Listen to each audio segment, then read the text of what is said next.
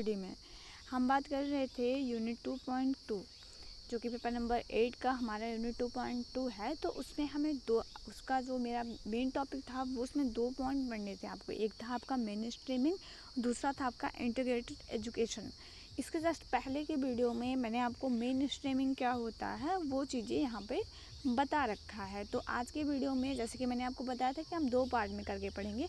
तो first part में मैंने मेन स्ट्रीमिंग जो एजुकेशन है वो क्या होते हैं वो मैंने आपको बता दिया था। आज की क्लास में हम पढ़ेंगे इंटीग्रेटेड एजुकेशन क्या होता है उसके बारे में समझेंगे, जानेंगे, इसके बारे में डिटेल में पढ़ेंगे। तो एकीकृत शिक्षा मतलब जिसे आप इंटीग्रेटेड एजुकेशन कहते हैं उसका सबसे पहले हम अर्थ समझेंगे, उसका अर्थ क्या होता है। तो एकीकृत जो इंटीग्रेट होता है उसका मतलब होता है कि पृथक किए हुए लोगों को पुनः मिश्रित करना या फिर मिलाना। जैसे किसी को अगर आप अलग कर देते हैं तो उसको आप अपने में जब मिलाते हैं तो वो होता है इंटीग्रेशन।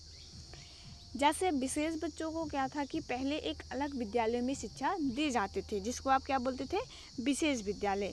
तो ये जो विशेष आवश्यकता वाले बच्चे होते थे या विशेष आवश्यकता वाले जो भी विद्यार्थी थे, इनको जो अलग विद्यालयों में सामान्य बच्चों से अलग करके शिक्षा दी जाती थी उनको सामान्य विद्यालयों में सामान्य बच्चों के साथ मिला लेना, ये कहलाता है आपका इंटीग्रेशन।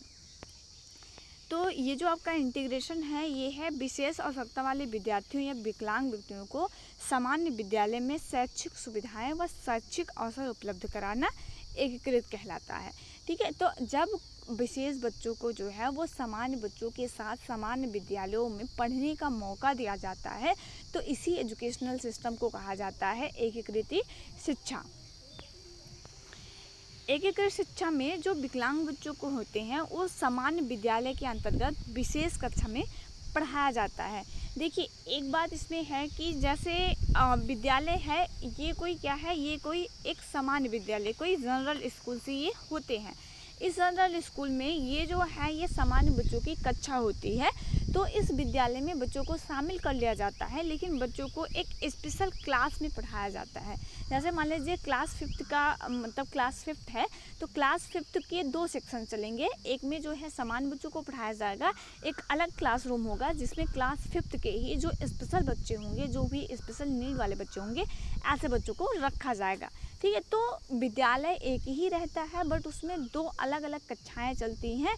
एक ही क्लास की अलग अलग कक्षाएं चलेंगी जिसमें एक क्लास में क्या है सामान्य बच्चे पढ़ेंगे जिसको हम सामान्य कक्षा कहेंगे, और एक दूसरा कक्षा होता है जिसमें विशेष आवश्यकता वाले जो बच्चे होते हैं उनको पढ़ाया जाता है। तो वो विशेष कक्षा में बच्चों को शिक्षा दी जाती है। सामान्य विद्यालयों में ही एक विशेष कक्षा होता है जिसमें इन बच्चों को शिक्षा दी जाती है, परंतु जो कक्षा के बाहर दूसरे कार्य समान बच्चों के साथ करते हैं। लेकिन ये बच्चे पढ़ते तो अलग अलग हैं, जैसे विद्यालय सेम है, पढ़ेंगे अलग अलग कक्षाओं में, लेकिन जो अदर एक्टिविटियां हैं जैसे कुछ जो को करिकुलर एक्टिविटीज़ होती हैं, जैसे मान लीजिए डांस का कोई प्रोग्राम हो गया या फिर कोई खेल प्रतियोगिता हो गई, तो उसमें जो है विशेष बच्चों को भी सामान्य बच्चों के साथ शामिल कर दिया जाता है।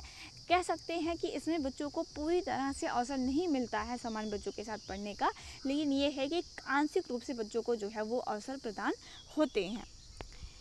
एकीकृत शिक्षा का जो मुख्य उद्देश्य होता है वो है विकलांग बच्चों को अलग शिक्षा जो कि विशेष शिक्षा के रूप में होता था को हटाकर उनको सामान्य विद्यालय में समान बच्चों के साथ शिक्षा देना। जो एकीकृत शिक्षा होती है उसका मेन फोकस होता है कि बच्चे जो कि विशेष बच्चे हैं और एक विशेष विद्यालयों में अलग विद्यालय में पढ़ रहे हैं उनको अपने विद्यालय में जो है वो शामिल करके उनको शिक्षा देना। जो भारत में एकीकृत शिक्षा का प्रारंभ है वो स्वतंत्रता प्राप्ति के पश्चात 1974 में कल्याण मंत्रालय द्वारा चलाई गई थी। ठीक है, जो विकलांग व्यक्तियों के लिए एकीकृत शिक्षा जो IEDC योजना थी उसके तहत जो है एकीकृत शिक्षा को लाया गया था। IEDC योजना की यह एक महत्वपूर्ण देन है कि विकलांग बच्चों को विशेष विद्यालय से निकालकर सामान्य विद्यालय में शिक्षा दी जाने लगी। जो आपका integrated education for disabled children था उसके तहत क्या किया गया कि इन बच्चों को जो है जो भी विकलांग बच्चे एक विशेष विद्यालय में अलग विद्यालय में शिक्षा ग्रहण कर रहे थे उनको वहाँ से निकाल करके सामान्य विद्यालय में शामिल करने का जो मेन काम किया वो IEDC जो योजना थी उसके तहत किया गया था। अब बात करेंगे एकीकृत शिक्षा के प्रारूप पे। तो एकीकृत शिक्षा में क्या होता है, इसमें संसाधन कक्ष का होता है, संसाधन कक्ष होता है। संसाधन कक्ष मतलब जिसे आप रिसोर्स रूम कहते हैं। तो रिसोर्स रूम एक ऐसा रूम होता है जिसमें बच्चों को उनकी नीड के अकॉर्डिंग स्पेशल जो सुविधाएं हैं वो प्रदान की जाती हैं। जैसे मान लीजिए कोई स्पेशल नीड वाला बच्चा है जिसको चीज़ें जो है वो समझ में नहीं आ रही हैं, उसको जो है साइन के माध्यम से ही चीज़ें समझ में आ रही हैं, फिर बच्चे को टैक्टाइल दिखा करके ही चीज़ें उसको समझ में आएंगी। तो एक विशेष रूम होता है जिसमें वो सारी सामग्रियाँ रखी रहती हैं, जिसमें जाकर के बच्चे को एक विशेष कक्ष में ले जा करके जो भी कॉन्सेप्ट जो भी बच्चों को समझ में नहीं आ रहा है वो बच्चों को वहाँ पे ले जा करके एक विशेष कक्ष में समझाया जाता है। उसी रूम को कहते हैं संसाधन कक्ष। तो संसाधन कक्ष की जो सुविधा होती है वो एकीकृत विद्यालयों में देखने को मिलती है।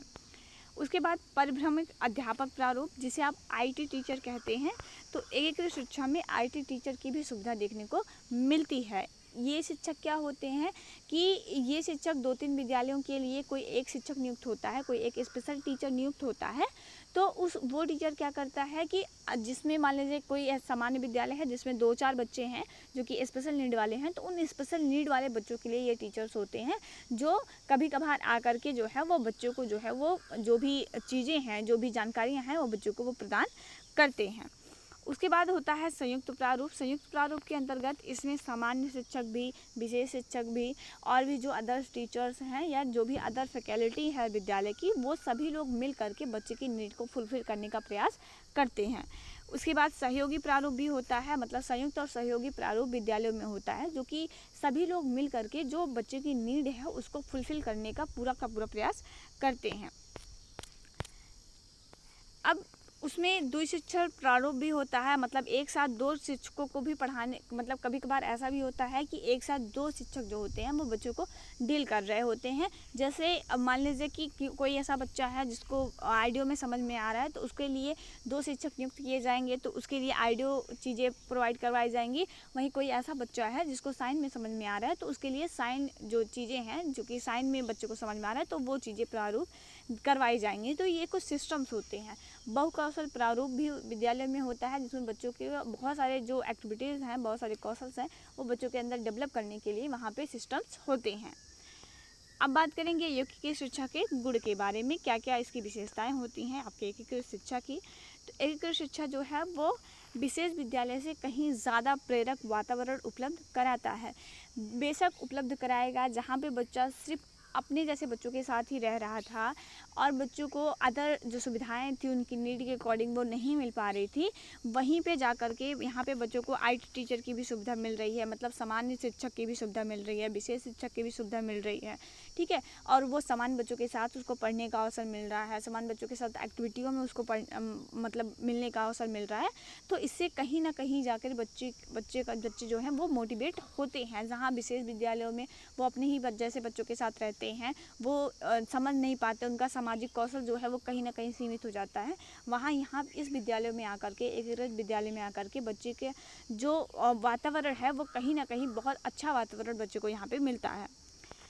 एकीकृत शिक्षा विद्यालयों में आत्मविश्वास बढ़ा करके हीनता को कम करती है। कहीं ना कहीं विशेष विद्यालय में बच्चे के अंदर एक हीनता की भावना रह जाती है, वो अपने ही जैसे बच्चों को हमेशा देखता है तो वो डीमोटिवेट हमेशा होता रहता है, वो समाज के लोगों के साथ, समान बच्चों के साथ उठने बैठने से कहीं ना कहीं कतराता रहता है।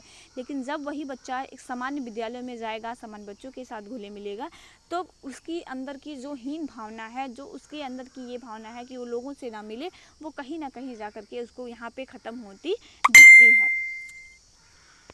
संप्रेषण कौशल तथा समाज में रहने के गुण विकसित हो जाते हैं, जैसे मैंने आपको ऊपर ही बताया। जब वो समान बच्चों के साथ मिलता जुलता है, समान लोगों को देखता है, तो अलग अलग लोगों की जो योग्यताएं हैं उनको देखता है, तो कहीं ना कहीं बच्चे का जो संप्रेषण कौशल है वो लोगों से बातें करेंगे तो वो डेवलप होता जाता है और इससे बच्चे जो है समाज के साथ भी घुलने मिलने का उसका जो अवसर है वो मिल जाता है। विद्यार्थियों के अवांछनीय व्यवहार को कम करके वांछनीय व्यवहार सिखाते हैं। बिल्कुल जायज़ है कि यहाँ पे क्या होता है कि बच्चों के अंदर जो भी अवांछनीय का मतलब है जो भी बच्चा गलत व्यवहार कर रहा है उसको कम किया जा सकता है एकीकृत विद्यालयों के थ्रू। नए दोस्त बनाने और अपने अनुभवों को बांटने का अवसर मिलता है। वो समान अपने विशेष बच्चों के साथ साथ ही उसको समान बच्चे भी मिलते हैं, तो कहीं ना कहीं उसका जो फ्रेंड सर्कल है वो भी बढ़ता जाता है। एकीकृत शिक्षा में रहकर विकलांग बच्चे समान बच्चों से संपर्क करके भविष्य में करने वाले कोर्स एवं नौकरियों के बारे में भी जान पाते हैं। जैसे जब आप अलग अलग तरह की योग्यता वाले अलग अलग लोग से मिलते हैं तो कहीं ना कहीं जो पेशे हैं, जो व्यवसाय हैं, उनके बारे में भी अलग अलग व्यवसायों के बारे में जानकारियाँ मिलती हैं। तो विशेष बच्चे भी समान बच्चों को देख करके समान बच्चों के जैसे कार्य करने के लिए, समान बच्चों के जैसे अलग अलग तरह के कोर्सेज में इन्वॉल्व होने के लिए उनको जानकारियाँ मिलती हैं और वो अपने व्यवसायिक क्षेत्र को कहीं ना कहीं बढ़ता हुआ पाते हैं। तो एकीकृत शिक्षा जो है वो कहीं ना कहीं बच्चों के डेवलपमेंट के लिए बहुत ही ज़्यादा महत्वपूर्ण है। बात करेंगे एकीकृत शिक्षा के दोष के बारे में। यहाँ पे मैंने दोष को थोड़ा कम ही मेंशन किया हुआ है, तो आप लोग जो है जब आपको पीडीएफ मिलेगी तो फिर आपको वहाँ पे 2-4 पॉइंट आपको एक्स्ट्रा देखने को मिल जाएंगे। यहाँ पे सीमित संसाधन आपको देखने को मिलेगा। सीमित संसाधन का मतलब क्या है कि बहुत ज़्यादा आपको यहाँ पे सुविधाएं देखने को नहीं मिल पाती हैं, ठीक है। मतलब बहुत ज़्यादा जो फैकल्टी है या फिर अगर हम बात करते हैं विद्यालय इन्वायरमेंट है, वो बहुत अच्छा आपको यहाँ पे देखने को नहीं मिलेगा, क्योंकि यहाँ पे बच्चों को शामिल किया जाता है एक विशेष विद्यालयों से, मतलब विशेष विद्यालय से हटा करके बच्चों को समान विद्यालय में सिर्फ इन्वॉल्व किया जाता है। बट बच्चों की नीड के अकॉर्डिंग कोई भी जो फैकल्टी है वो नहीं रहती, जैसे रैंप की व्यवस्था, एलिवेटर की व्यवस्था, ठीक है, वो टेलम्स की अलग अलग तरह के टेलम्स की व्यवस्था जो बच्चे की नीड को फुलफिल कर सके। ऐसी बहुत सारी संसाधन हैं जो कि वहाँ पे एकीकृत विद्यालयों में उपलब्ध नहीं हो पाते हैं।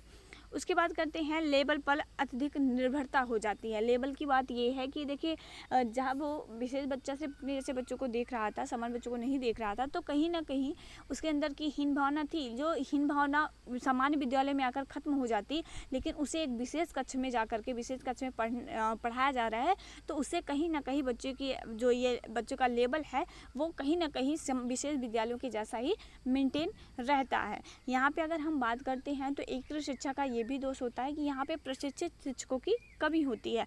यहाँ पे आईडी टीचर की व्यवस्था होती है जो कि कभी कभार आते हैं और बच्चों को सुविधाएं देते हैं। परमानेंट बच्चों को मतलब एजुकेशन के लिए जो स्पेशल टीचर्स हैं वो यहाँ पे अवेलेबल्स नहीं रहते हैं। तो ऐसे बहुत सारे डिफेक्ट हैं जो कि आपको एकीकृत जो एजुकेशन है उसमें आपको देखने को मिल जाएगी। तो ये था आपका पूरा यूनिट 2.2 जो कि मैंने 2 वीडियो में कवर किया हुआ है। आप अगर दोनों वीडियो देखेंगे तो आपको बहुत ही अच्छे से main streaming education and integrated education समझ में आ गया होगा। फिर भी अगर आपका कोई डाउट रह जाता है और एनी टॉपिक, किसी भी सब्जेक्ट के किसी भी टॉपिक्स पे अगर आपको वीडियो चाहिए या फिर आपको नोट्स चाहिए तो आप हमसे जुड़ सकते हैं। हमारे टेलीग्राम चैनल जो कि शालिनी बियॉन्ड स्टडी के नाम से ही बना हुआ है, आप सर्च कर सकते हैं या फिर आप जो है डिस्क्रिप्शन में लिंक पड़ा है वहाँ से जा करके ज्वाइन कर सकते हैं। और वीडियो पसंद आए तो please like, share and subscribe करना बिल्कुल मत भूलिएगा। दोस्तों के साथ खूब शेयर करिएगा ताकि हमें भी मोटिवेशन मिले और हम टाइम आपका सारा कोर्स कंप्लीट करवा सकें। मिलेंगे नेक्स्ट वीडियो में, तब तक के लिए जय हिंद।